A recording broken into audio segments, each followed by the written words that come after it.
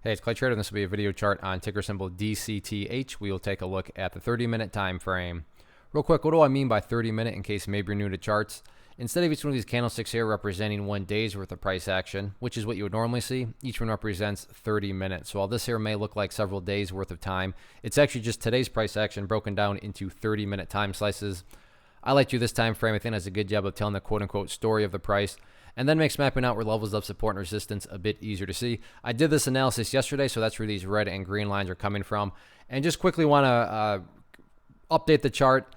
And if you were to say, Clay, look, just summarize this for me real quickly, I'd say back to the drawing board. Why do I say that? Well, as I talked about in yesterday's video, the price had made a nice move. And even though the price had pulled back, there was still a chance where the bulls could have built a higher low, meaning the price could have come down here, bounced around, and then headed back up. And even at that point in time, you would have had a low right here. You would have had this set of lows down there. You picture those as stair steps, and the stair steps would still be progressing in the upwards direction. But after today's price action, that did not happen. The price gapped down, and now you look at the location of the chart, right, or location of where it's at on the chart relative to where it was, and you can see that the price is right back to where it started. And not trying to insult anyone's intelligence, but price movements with true power, with genuine strength, the price doesn't go back to where it was, right? The price actually progresses forward.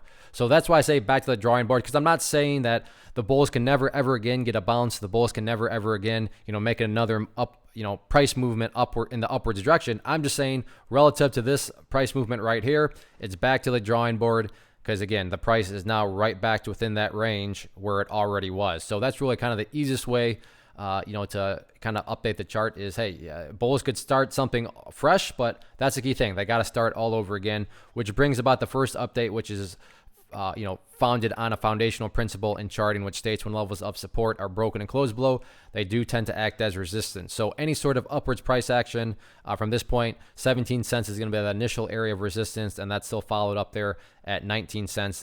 Actually, at this point, I'm just going to get rid of that because one step at a time, and that first step is going to be 17 cents. As far as supports are concerned at this point in time, today it doesn't look like the price hit it.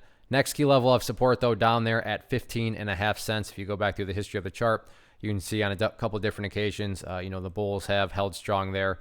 I suppose it almost hit right there. I think we can all agree got relatively close. So 15.5 cents, next key level of support. So back to the drawing board. We'll see if the bulls can put something new together or not. One of the most popular questions I get is, hey, Clay, how do you find the stocks that you trade? So what I've done is put together this free resource guide where I talk about the tools that I use to locate stocks that I find interesting and think may have potential.